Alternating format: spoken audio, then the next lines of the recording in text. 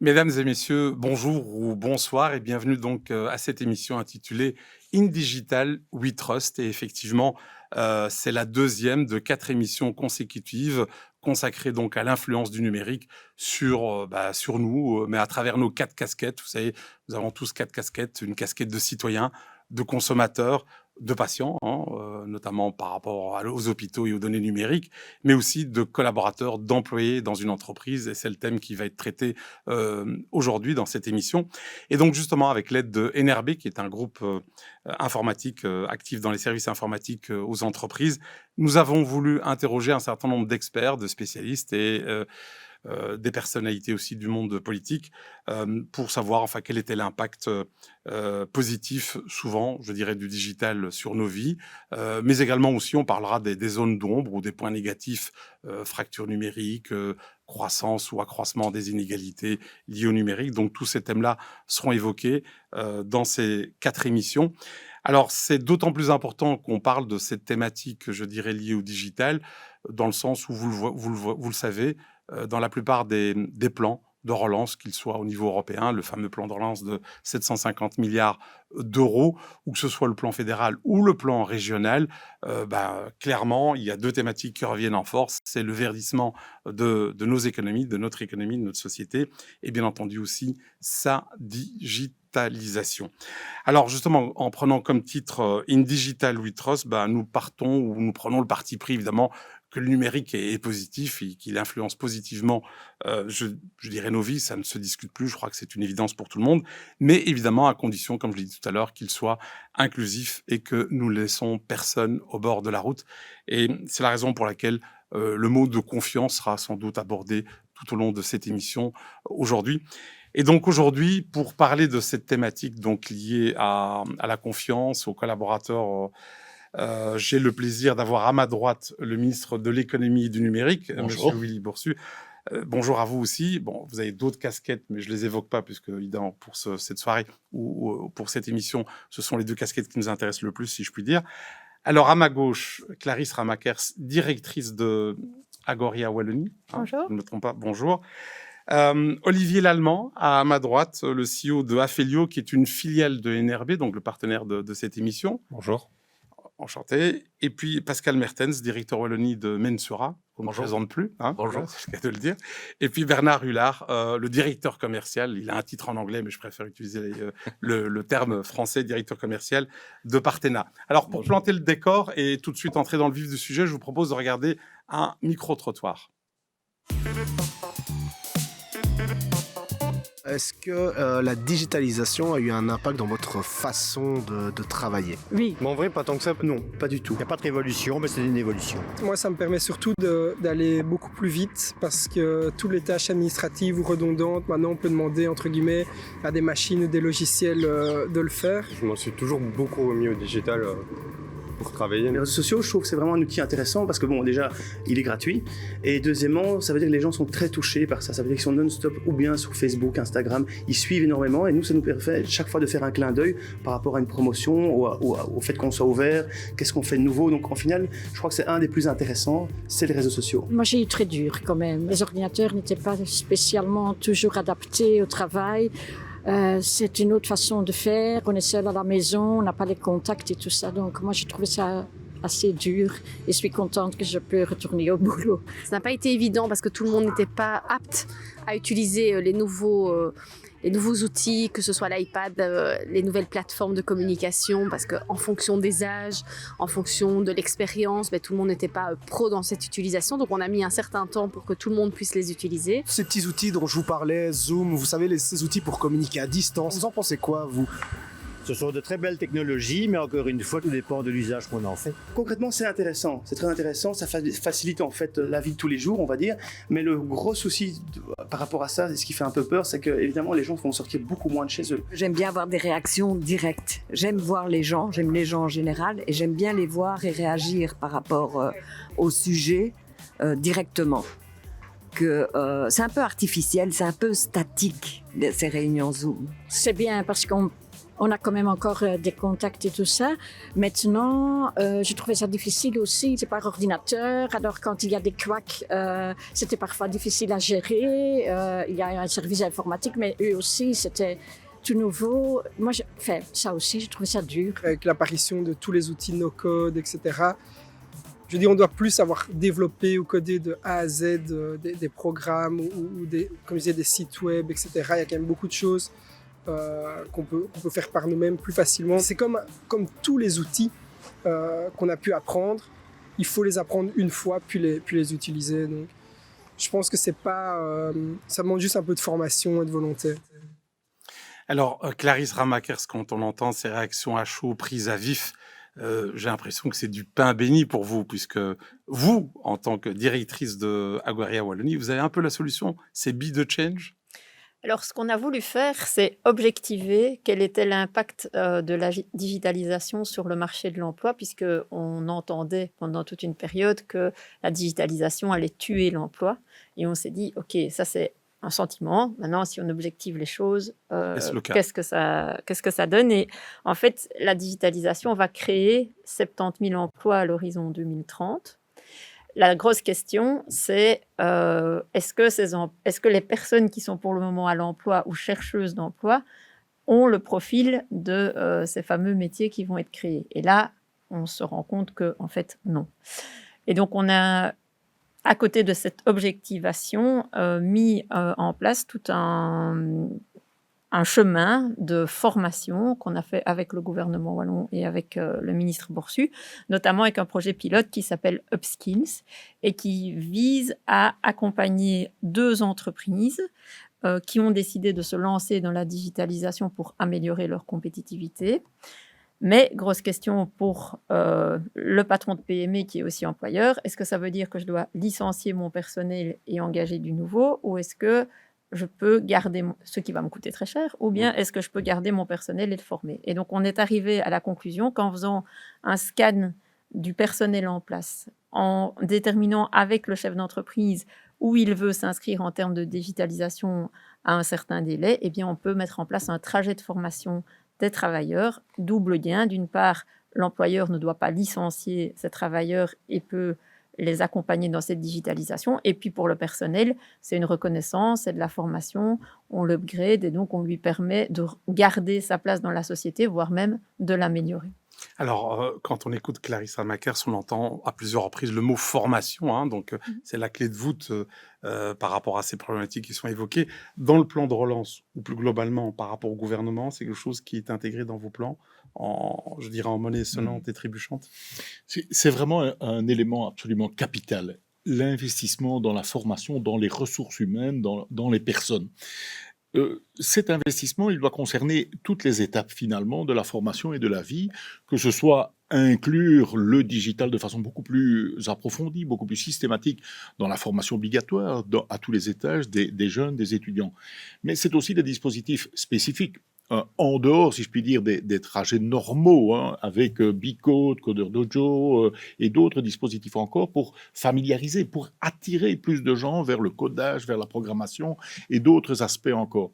Et puis, alors, il y a tout le volet au moment, comme Clarisse l'a évoqué, de la reconversion professionnelle ou surtout de l'anticipation de la reconversion professionnelle. Et on retrouve ici notamment les programmes qui ont été mentionnés, mais aussi des acteurs comme nos centres de compétences, Technifutur, Technobel, etc., avec des formations qui sont importantes. On sait qu'il y a une pénurie incroyable et que l'étude BeChange l'a d'ailleurs démontré, que cette pénurie va encore aller croissant dans un certain nombre de secteurs. Le numérique, le digital en est un. De fait, permettre alors l'investissement à la fois initial dans la formation, mais aussi anticiper la reconversion, permet finalement de réconcilier un certain nombre de personnes avec l'évolution. Vous savez, quand il y a des évolutions ou des révolutions de cette nature-là, soit on en est adversaire, mais en général, à tous les coups, on perd. Ouais, okay. Au minimum, on en est passager. Mais quitte à en être passager, soyons-en acteurs, soyons-en des leaders, des moteurs, et c'est vraiment le message que je porte au niveau wallon. Ça concerne aussi, désolé d'être un peu long, la transformation des entreprises elles-mêmes, des administrations elles-mêmes, des modus industriels, bref, un certain nombre d'investissements en innovation, en recherche, en intelligence artificielle, et notre but est de pouvoir intervenir dans ces différents volets de la transformation qui nous réunit aujourd'hui, mais qui globalement va mobiliser la société encore de très nombreux mois, de très nombreuses années. Alors, je reviens vers vous, Clarisse. Vous disiez aussi en préparant cette émission que la digitalisation, c'était une responsabilité, mais partagée entre l'employé et l'employeur. Vous voulez dire quoi par ça? Il y a, comme je viens de l'expliquer, le fait d'être conscient en tant qu'employeur du chemin que vont devoir suivre les travailleurs, mais il y a aussi le travailleur qui, dans son état d'esprit, doit être ouvert à ce changement parce que peut-être que son métier va changer.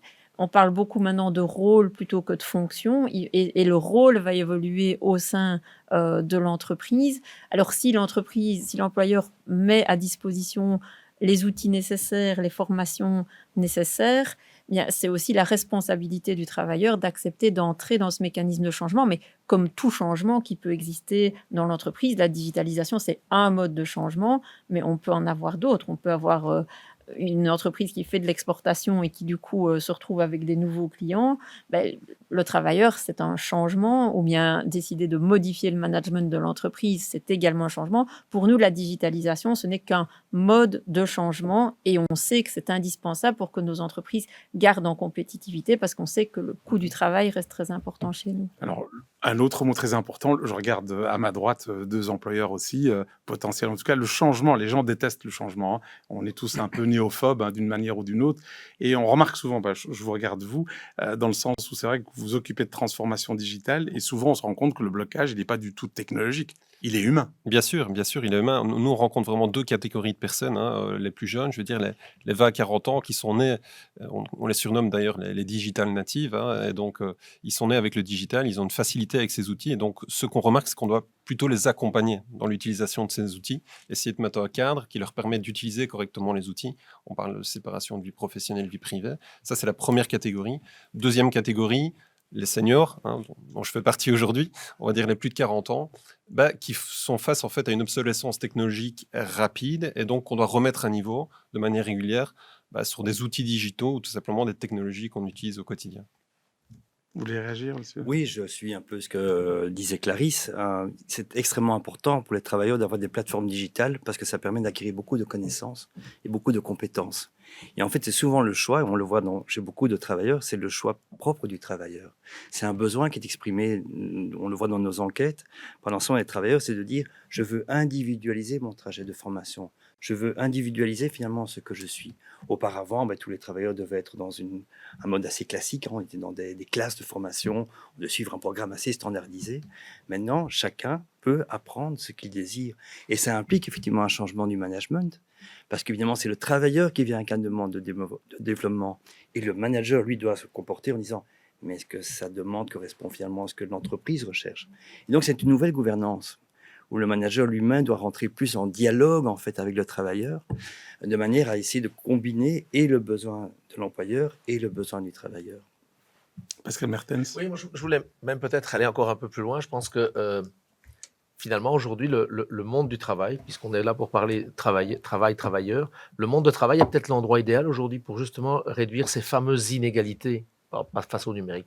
Parce que quand on réfléchit par rapport aux inégalités, elles sont à mes yeux de trois ordres. C'est l'accessibilité, c'est les compétences à l'utilisation et à vivre avec, et en dernier lieu, c'est peut-être les risques qu'il y a, et on en parlera peut-être plus tard. Quand on regarde le premier point, l'accessibilité, le monde du travail est un endroit merveilleux pour pouvoir à la fois sensibiliser et permettre au personnel d'utiliser. On voit de plus en plus d'employeurs qui aujourd'hui généralisent le PC portable, généralisent le GSM, qui sont des choses qui viennent aujourd'hui, notamment, comme vous le disiez tout à l'heure, pour la jeune génération, qui font partie totalement de leur vie. Le point des compétences, on vient d'en parler, les formations, mais c'est une responsabilité partagée. l'employeur, il va naturellement mettre en place des formations parce qu'il a besoin d'avoir des collaborateurs formés. Et le collaborateur lui-même, de par son appartenance à l'entreprise, je prends l'exemple que je connais bien, qui sont les services externes. On a de plus en plus de collaborateurs qui passent par ces services externes pour obtenir des formations. Avec peut-être un accent particulier, on y reviendra peut-être tout à l'heure, c'est de nouveaux types de formations. Parce que je pense qu'il faut être formé à l'utilisation de l'outil, mais il faut être aussi formé à vivre avec l'outil. Et ça concerne par exemple les managers. Comment manager à distance? On est en télétravail X jours par an. Comment est-ce qu'on manage une équipe en télétravail? Nous, on a observé qu'il y avait de plus en plus de demandes sur ces formations. Ça veut donc dire aussi qu'il y a une prise de conscience de l'importance. Alors, il y a aussi une demande, évidemment, des entreprises, c'est d'accueillir des jeunes qui sont formés au digital.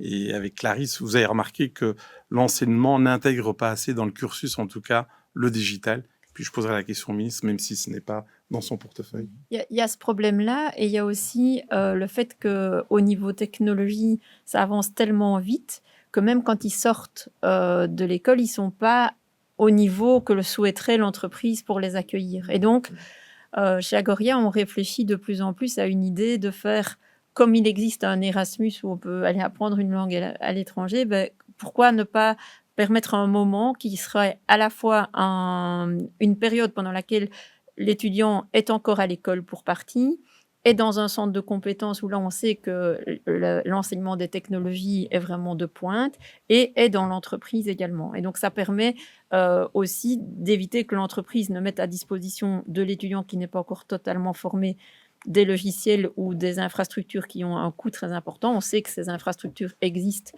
au niveau des centres de compétences, et donc d'avoir vraiment un passage entre l'école à proprement parler et l'entreprise, de manière à ce que l'entreprise ait des personnes qui soient directement opérationnelles à 100%. Monsieur le ministre, c'est un discours qui vous parle, même si évidemment ce n'est pas dans vos prérogatives?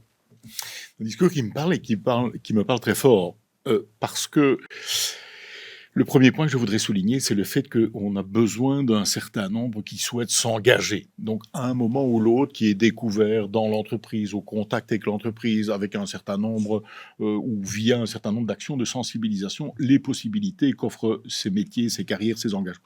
Il y a beaucoup, et vous l'avez souligné, de ces investissements dans le digital qui ont aussi un sens en termes de santé publique, de réponse aux défis sociétaux, etc.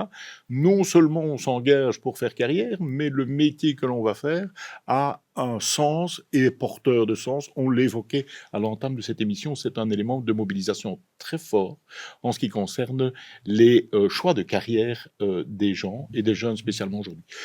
Et le troisième volet que je voudrais souligner, c'est vraiment l'indispensable réforme de l'alternance. Mais non seulement de l'alternance telle qu'on la connaît à travers les filières de l'IFA-PME aujourd'hui, de l'alternance dans l'ensemble de la formation. Et cette alternance, elle se caractérise justement par une présence très très forte dans la formation en entreprise et à l'extérieur de l'entreprise, dans une filière de formation, dans les centres de compétences.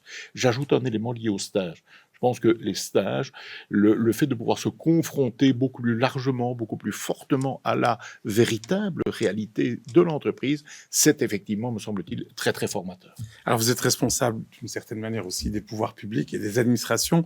Un reproche qui revient assez régulièrement dans la bouche d'un certain nombre d'entrepreneurs ou tout simplement des dirigeants d'entreprise qui sont d'ailleurs aussi autour de cette table, c'est le retard de l'administration au niveau digital et puis le fait que ces administrations elles-mêmes ne soient pas interconnectées entre elles. C'est aussi un constat que vous faites, hein, Clarisse? Oui, je pense qu'on a... Et pourtant, il existe pas mal d'outils. La région Wallonne a mis en place des possibilités de tester l'intelligence artificielle dans les administrations, de vraiment faire un proof of concept. Et donc, je pense qu'on doit aller encore plus loin par rapport à ça, de manière à simplifier la vie des entreprises, à mieux les connaître aussi, et à pouvoir arriver avec des aides très pointues par rapport à la caractérisation de l'entreprise qui sera faite par la technologie, de manière à frapper plus vite, plus fort et mieux avec les moyens budgétaires qu'on sait malheureusement ne pas être illimités. Je vous en prie. Je pense qu'on parle aussi de retard au niveau de tout ce qui est digitalisation du secteur public. Peut-être qu'une des causes, c'est aussi la difficulté pour un fonctionnaire dirigeant de sortir un cahier des charges dans l'air du temps. Je m'explique, un besoin spécifique dans une direction générale, aujourd'hui, c'est établi au travers d'un cahier des charges, une ingénierie des exigences assez fonctionnelle qui laisse peu de place, je pense, à la créativité des prestataires qui vont répondre à ce cahier des charges. Et donc, je pense que il y aurait une réflexion, à mon sens, qui serait intéressante, c'est se dire, OK, comment est-ce que je peux faire un peu plus d'ouverture dans les thématiques que j'adresse vers les prestataires, qu'ils soient informatiques ou autres, pour laisser un peu plus de créativité et de talent s'exprimer. Exemple en date, on parle souvent d'expérience utilisateur, le logiciel qui va être utilisé par l'utilisateur final. Il y a peu de place, en fait, pour cette dynamique dans les cahiers des charges au niveau des entités publiques. Donc voilà, peut-être un élément aussi qui pourrait améliorer ou booster, je veux dire, la digitalisation. Autre élément, Pascal Mertens, avant de laisser le ministre répondre à vos critiques ou semi-critiques en tout cas. Je crois qu'il y a un vrai défi pour les services publics qui est le travailleur en tant que tel dans sa diversité. Le travailleur est quelqu'un qui évolue, qui est aujourd'hui indépendant, demain il travaille pour un service public, après-demain pour un employeur privé. Comment est-ce qu'on va réaliser sa portabilité en fait ? Et c'est à chaque fois, il doit se redéclarer, il doit se réaffilier auprès de certains services. Donc, pourquoi ne pas essayer de globaliser Ça, et c'est de une matière fédérale, transversaliser monsieur le ministre, non ? Sur le contrat de travail en tant que tel, il y a un volet qui reste fédéral, mais il y a un volet aussi qui est régional, qui concerne le statut du personnel, etc. etc. Et donc là, la transversalisation pourrait vraiment permettre de réaliser une facilité pour le travailleur dans sa flexibilité en termes de travail. On perd encore beaucoup d'énergie. Hein. C'est un constat qu'on doit faire. Le cadre est positif, les acteurs sont de bonne volonté, mais je prends un exemple dans notre secteur, on en parlait tout à l'heure. Dans le service externe, il y a notamment l'aspect surveillance médicale. On a des médecins du travail qui font un travail. Dans certains secteurs, il faut savoir que les ouvriers voient plus régulièrement leur médecin du travail que leur médecin généraliste. Eh bien aujourd'hui, alors qu'il suffit avec le système e-health de créer des connexions, les médecins du travail n'ont pas accès aux données médicales du patient. Et c'est lié à un certain conservatisme, c'est fédéral, mais on ouvre demain cette passerelle, on améliore l'efficacité et je pense la santé d'un certain nombre de personnes qui sont celles justement qui sont le plus à risque dans des secteurs comme la chimie ou l'environnement et des choses telles que celles-là. Et c'est pas, je vais dire qu'il y a des oppositions farouches, c'est simplement à un moment donné, il y a personne qui prend le projet et qui dit et ça c'est parfois un peu frustrant pour les acteurs comme nous autres de se dire tiens mais il y a tellement de gains de productivité, d'efficacité qui pourraient être faits et on a tout pour les mettre en place. Alors, à ce propos, je vous propose de continuer ce débat en regardant un reportage organisé ou réalisé par nos amis d'Agoria.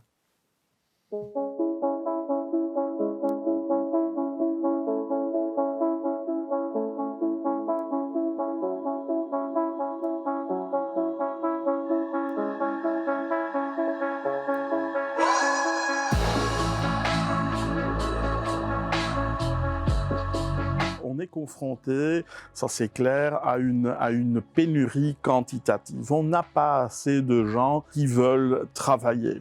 De l'autre côté, il y a aussi un défi plutôt qualitatif. Les compétences demandées changent à une grande vitesse. Le nombre de nouvelles technologies, le nombre de business models, ça change d'une telle vitesse que c'est vraiment difficile pour les universités, les autres écoles, de suivre ces évolutions. Voilà, j'ai piloté le projet Be the Change depuis 2018 et le but en fait était de cartographier, si vous voulez, l'impact de la digitalisation au marché du travail. Et on ne s'est pas limité aux deux secteurs représentés par Agoria, mais on a fait cette analyse pour toute l'économie belge. Dans un monde qui se digitalise, on constate que la demande de jobs est beaucoup plus grande, tout d'abord comparée aux jobs qui vont disparaître, mais la demande est aussi plus grande que l'offre, que le nombre de gens disponibles.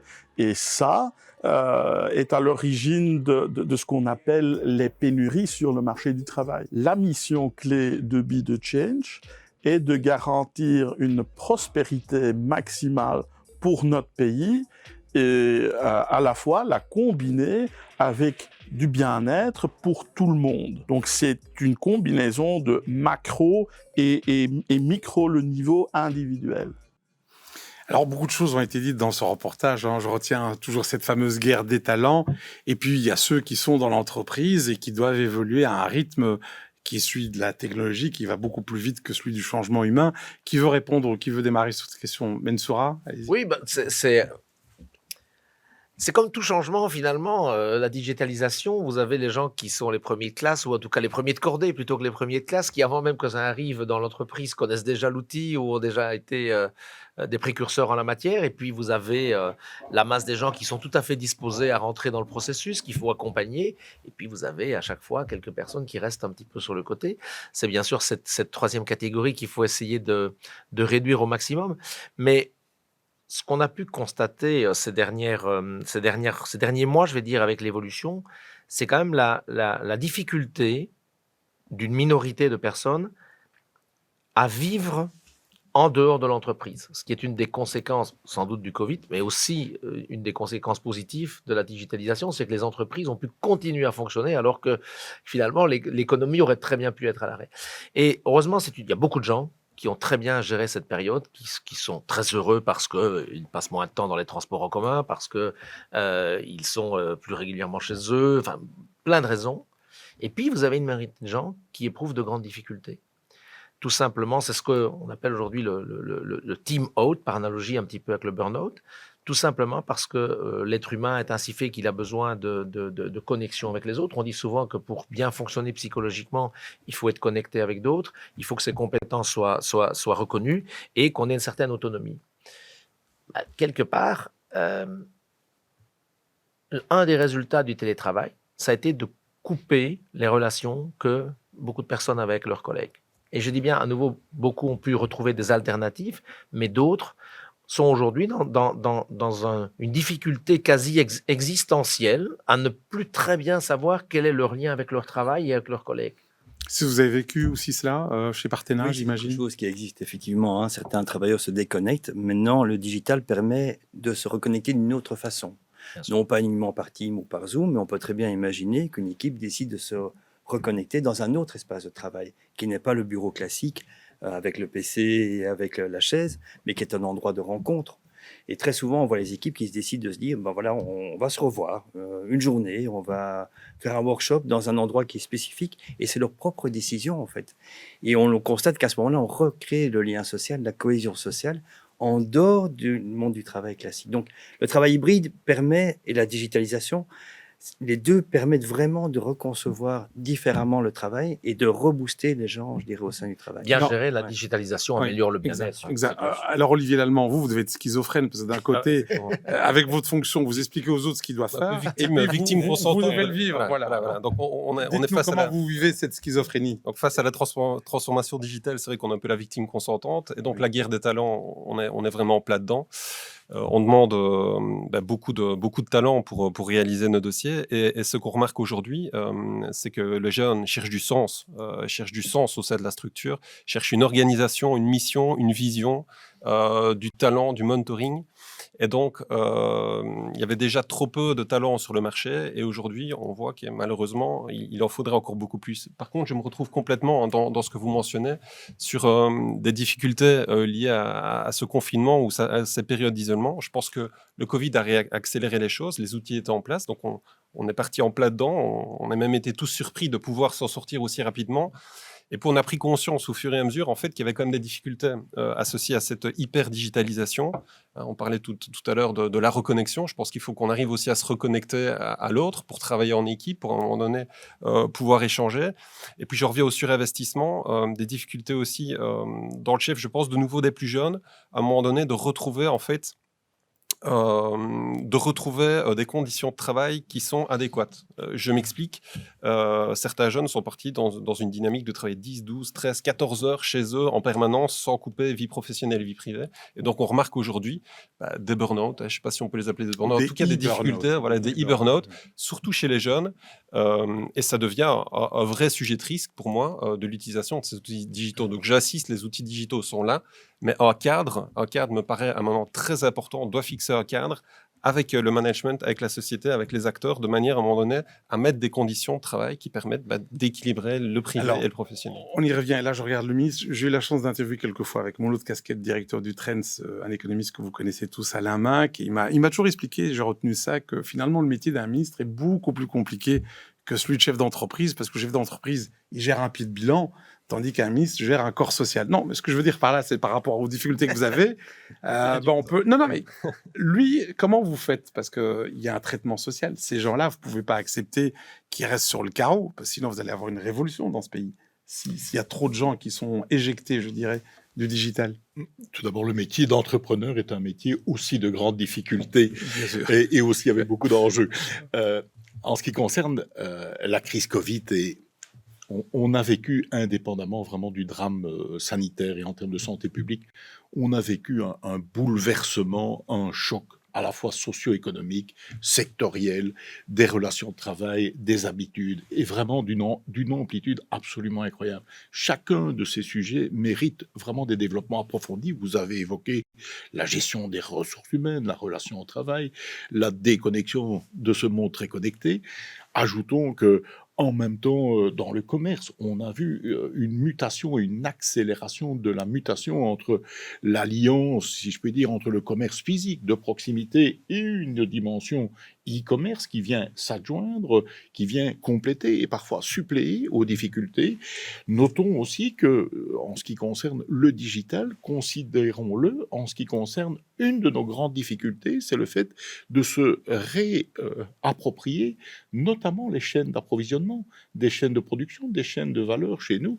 Nous allons le faire avec et en utilisant, la qualité de nos ressources humaines, nos expertises, mais aussi évidemment l'outil digital, l'intelligence artificielle, la transformation industrielle, et ça permet probablement de répondre à un certain nombre de grosses difficultés que rencontrent aujourd'hui nos secteurs, nos entreprises, la construction et d'autres.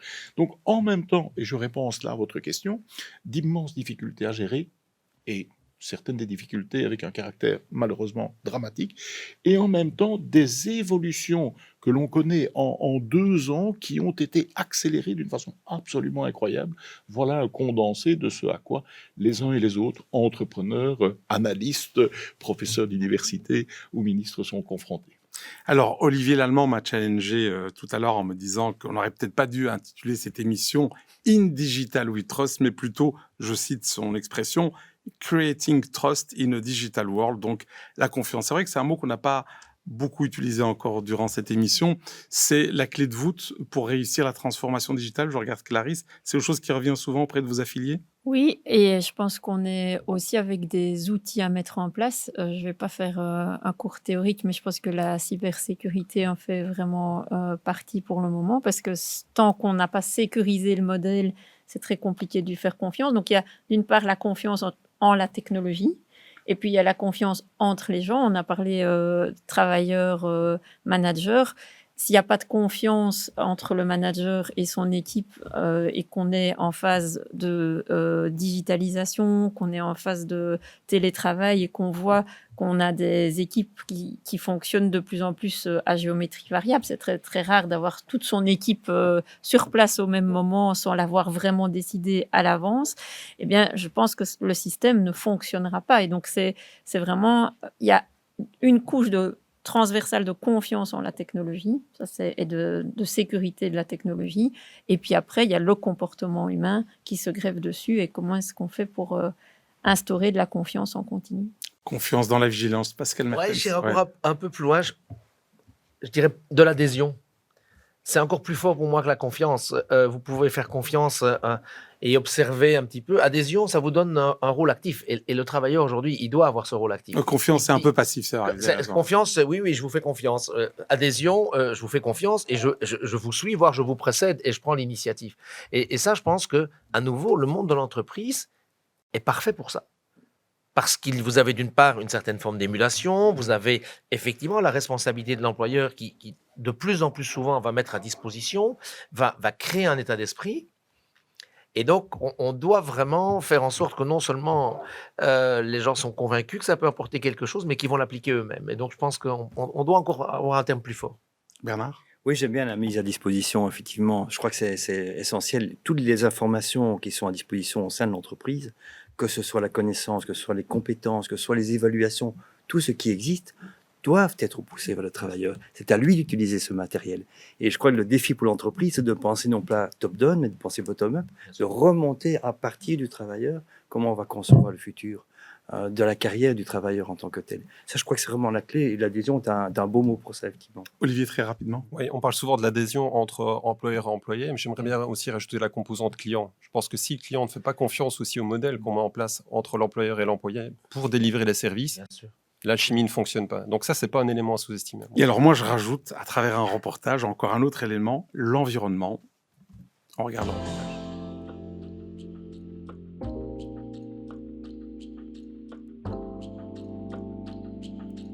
Triple O, c'est une agence de change management et de design, et on aide des sociétés à transformer leur façon de travailler. Et donc, on rend visible et vivant la stratégie des valeurs de la société, autant dans le comportement que dans le design, et on transforme complètement la raison d'être des bureaux de demain, et on rend vraiment flexible l'humain qui travaille dans une société.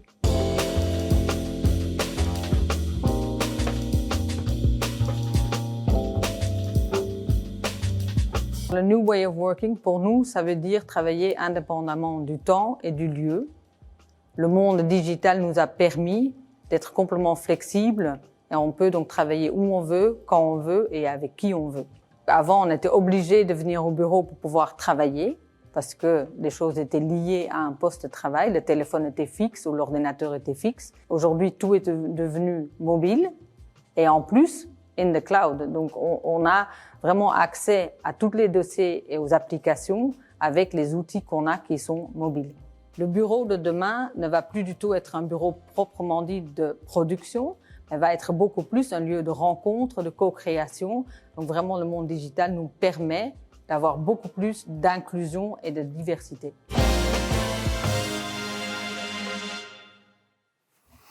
Alors Pascal, je vous regarde dans un premier temps. Je trouve ce reportage très intéressant parce qu'il me fait penser à un édito que j'ai lu il n'y a pas tellement longtemps dans le journal Les Échos en France, qui est un quotidien économique, et c'était un édito signé par Jacques Attali. Et il disait donc, juste quelques mois après la pandémie, en disant « mais finalement, il faudra donner une raison d'être aux personnes pour revenir au bureau ». Parce que si c'est pour faire la même chose qu'avant, ça n'a pas de sens. Hein. Et il se posait même la question, c'est là où je voudrais vous réagir tous les quatre et tous les cinq même là-dessus. Il disait on pourrait s'inspirer même de l'hôtellerie. Hein. L'hôtellerie a été massacrée, n'a pas pu intervenir. Et on devrait reprendre les codes d'accueil, etc. de l'hôtellerie et quelque part les imposer dans les quartiers généraux des bureaux. Il pense même que les hôpitaux devraient s'inspirer de ce côté hospitality, même les maisons de repos. Il est fou, c'est un rêve d'intellectuel ou bien... Non, c'est pas un rêve. C'est sans doute un rêve encore au départ, mais c'est un beau rêve. C'est un rêve qui espérons-le, se concrétisera.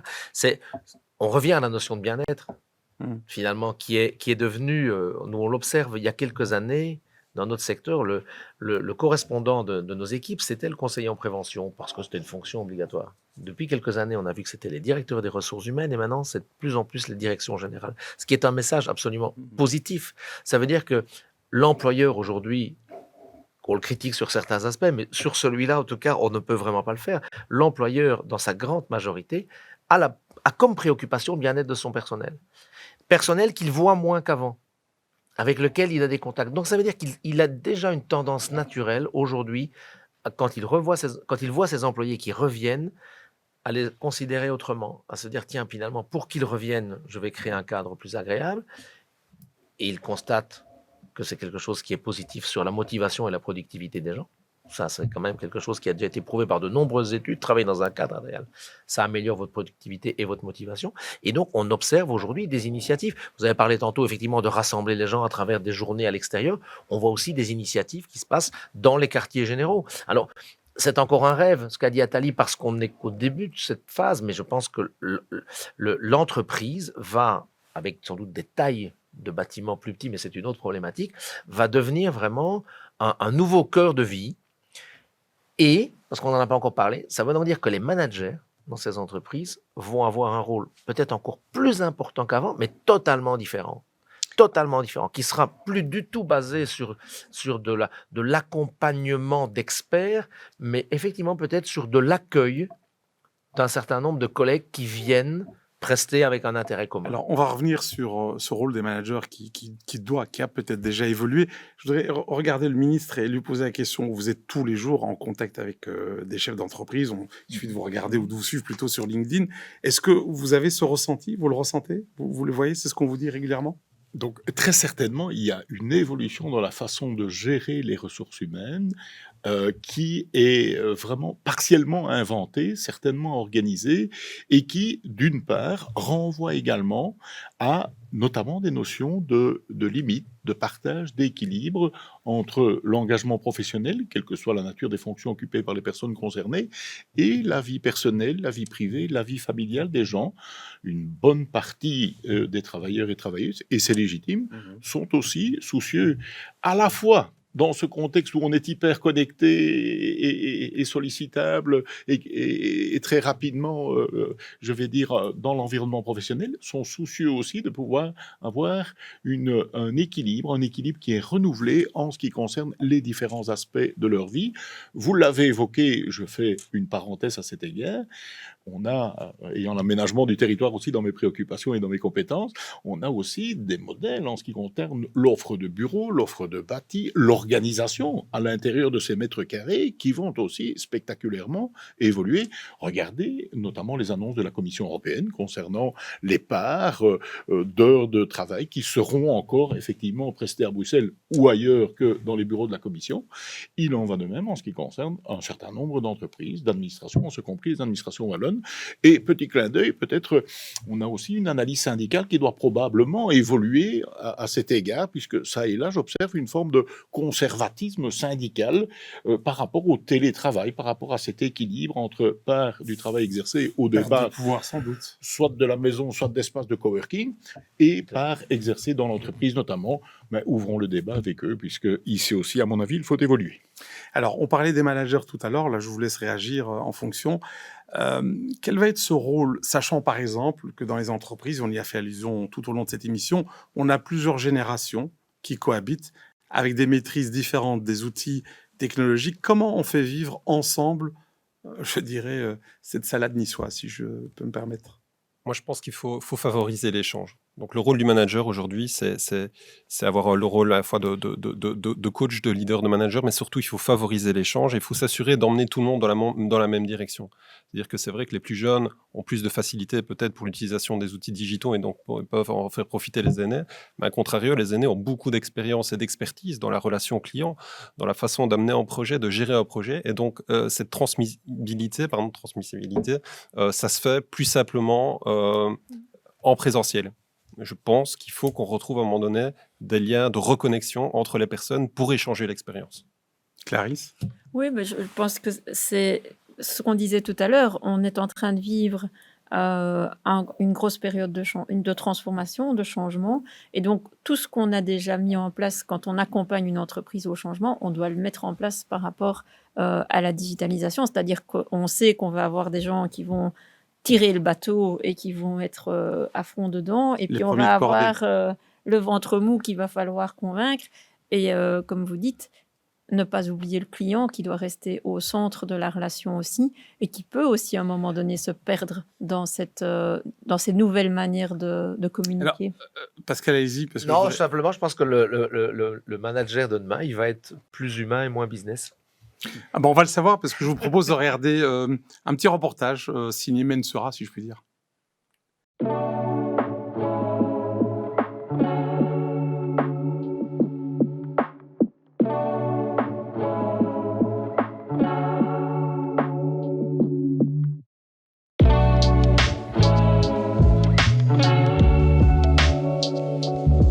Mensura, c'est un service de prévention et de protection au travail. Son rôle est en fait d'aider les entreprises à travailler sur le bien-être et la santé de leurs travailleurs. Pour moi, la transformation digitale, c'est aller avec son temps. Donc utiliser les nouvelles technologies pour pouvoir améliorer l'expérience des apprenants, des formateurs et des coordinateurs formation. Alors c'est très varié, ça peut aller de l'aide à l'organisation des formations, de la communication avec et entre les apprenants, mais aussi de pouvoir mettre en pratique certains éléments théoriques par le biais de nouvelles technologies. Alors ces expériences numériques sont une valeur ajoutée car nous n'apprenons pas tous de la même manière et cela nous permet en fait d'ajouter une forme d'apprentissage différente et donc de répondre à différents besoins pour d'autres apprenants. Veel mensen denken dat VR en game-based learning alleen voor de jongere 16-jarige PlayStation-gebruikers zijn. Maar dat is natuurlijk niet waar. Een tijdje geleden hebben we bijvoorbeeld bij Recticel een test gedaan waar we al hun arbeiders een VR-bril opgezet hebben en hun in een virtuele ervaring geplaatst hebben.